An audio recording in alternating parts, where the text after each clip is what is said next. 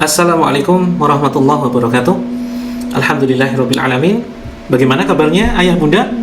Semoga senantiasa bersemangat ya di dalam mendidik putra-putrinya menjadi anak yang solih solihah, yang bermanfaat bagi kedua orang tuanya, agama dan negara.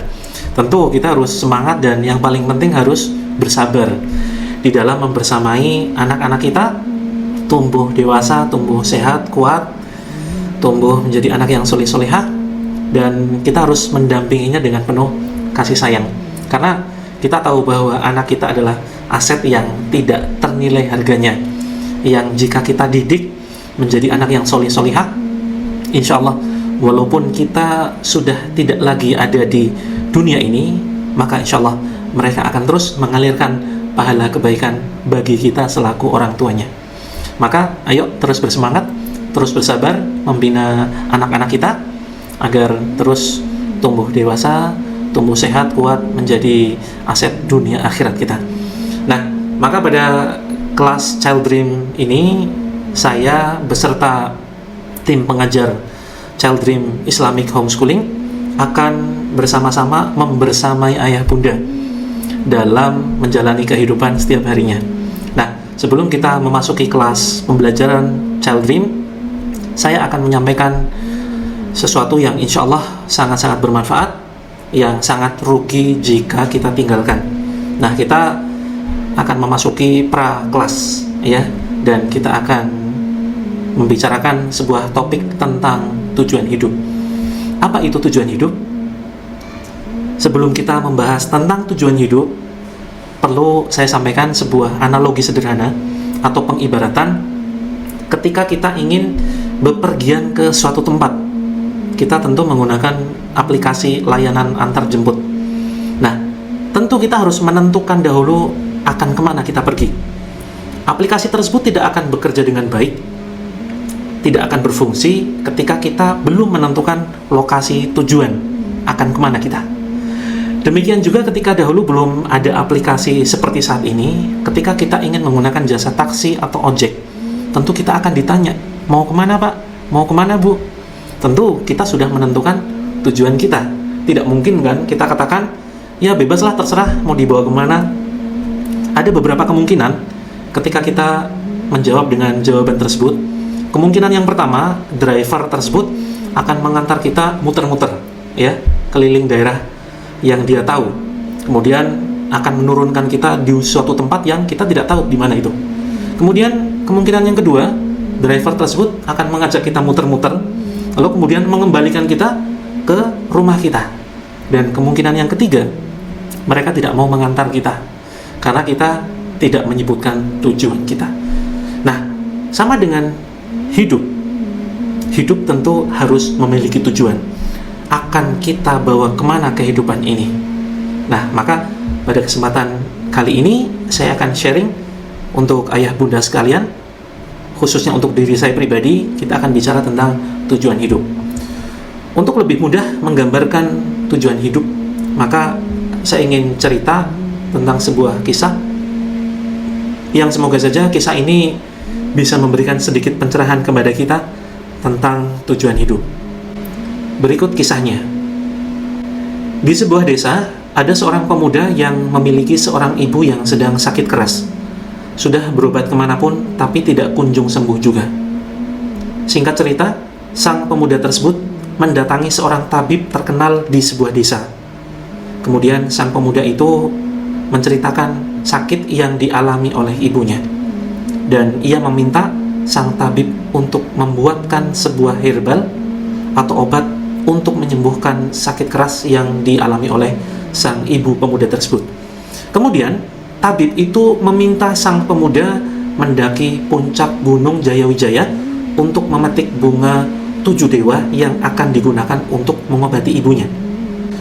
Lalu berangkatlah pemuda tersebut ke puncak Gunung Jayawijaya dengan bekal seadanya.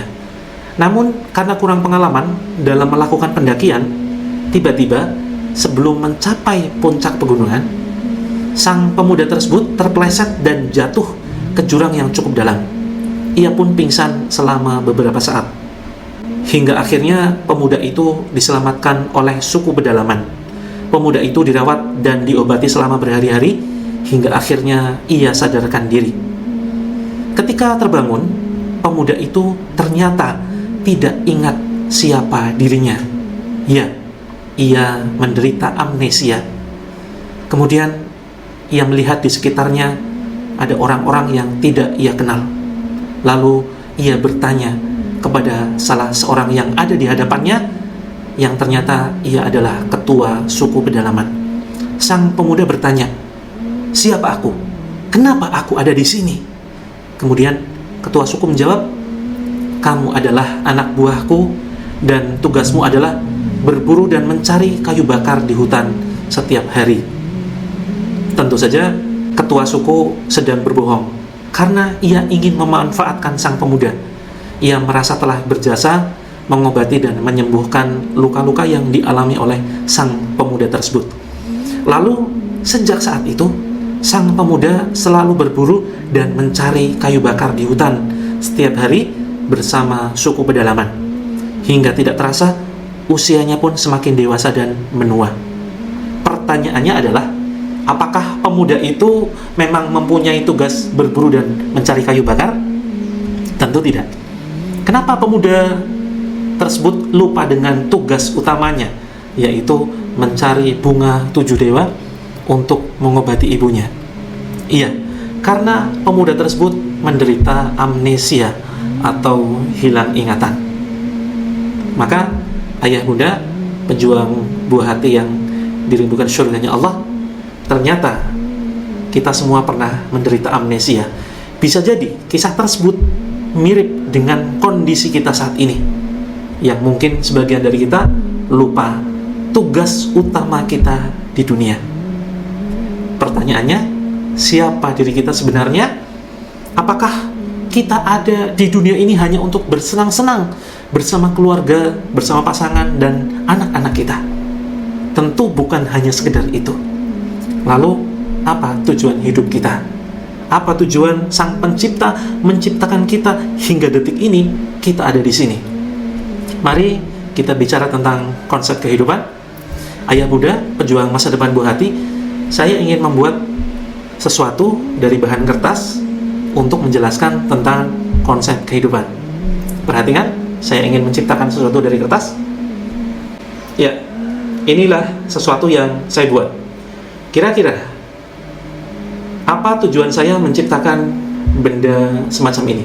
Silakan ayah bunda boleh tebak, boleh jawab. Mungkin ada yang jawab, oh ini untuk wadah makanan, oh ini untuk tempat kacang, oh ini untuk tempat es krim, untuk mungkin topi-topian dan lain sebagainya. Ketika saya bertanya kepada 10 orang, bisa jadi ada 10 jawaban yang berbeda. Ketika saya tanya kepada 100 orang, bisa jadi ada 100 jawaban yang berbeda. Dan ketika saya bertanya kepada 1000 orang, bisa jadi ada 1000 jawaban yang berbeda. Lalu, apa tujuan saya membuat benda ini? Bisa jadi ada 1000 jawaban yang berbeda. Dan kira-kira jawaban siapa yang paling benar?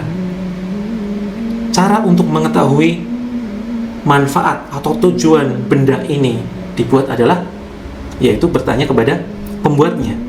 Tentu saja yang paling paham tujuan saya membuat benda ini adalah diri saya pribadi. Ya.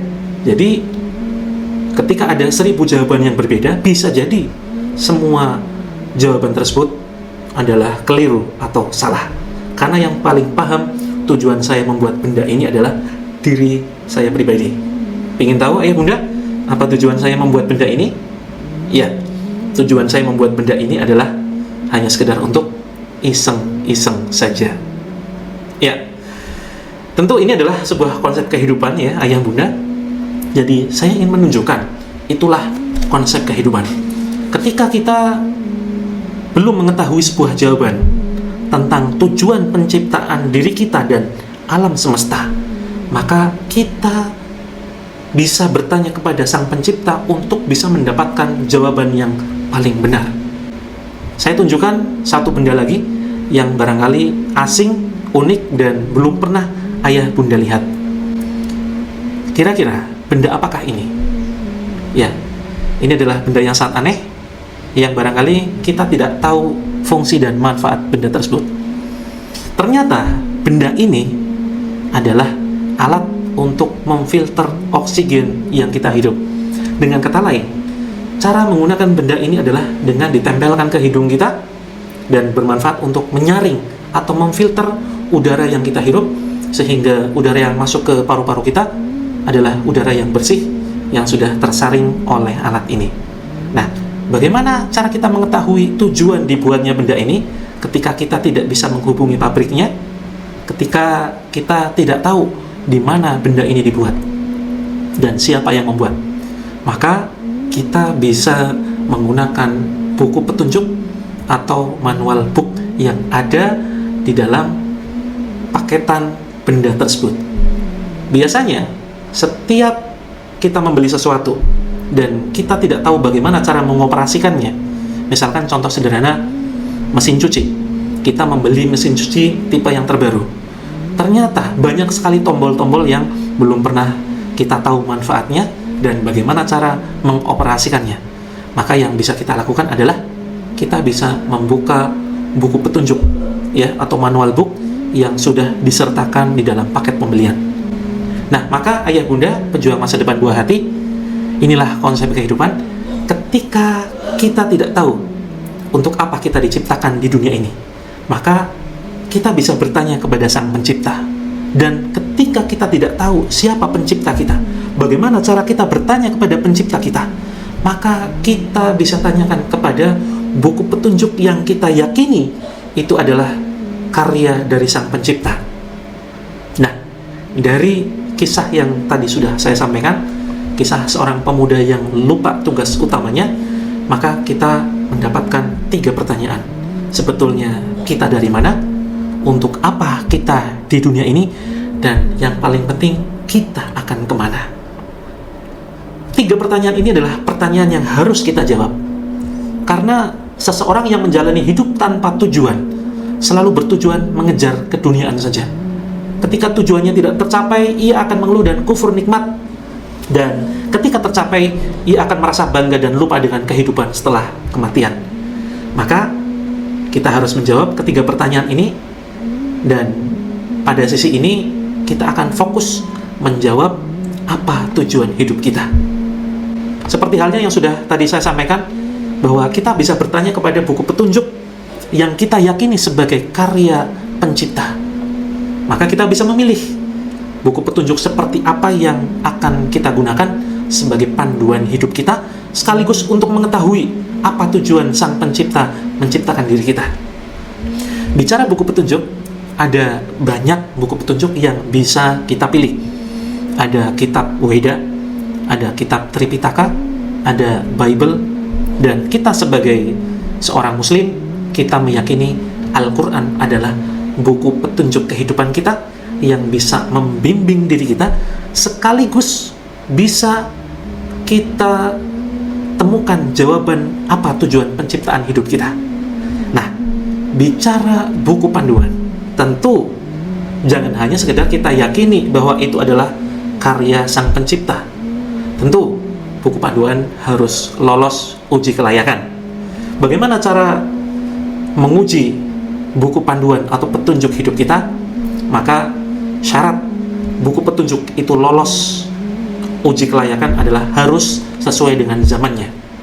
Ayah bunda pejuang masa depan buah hati, zaman dahulu 1400 tahun yang lalu ketika Al-Quran diturunkan, bukanlah zaman seperti saat ini, bukanlah zaman ilmu pengetahuan teknologi, tapi zaman waktu itu adalah zaman di mana syair begitu marak, syair diperjualbelikan. Banyak penyair-penyair handal yang mereka memperjualbelikan syair mereka. Bahkan di tanah Arab waktu itu ada pasar syair, di mana para penyair-penyair yang memiliki kemampuan yang luar biasa, mereka bisa menjual syair-syair mereka. Pertanyaannya, apakah Al-Quran lolos dilihat dari sisi keindahan syairnya? Karena zaman dahulu adalah zaman syair.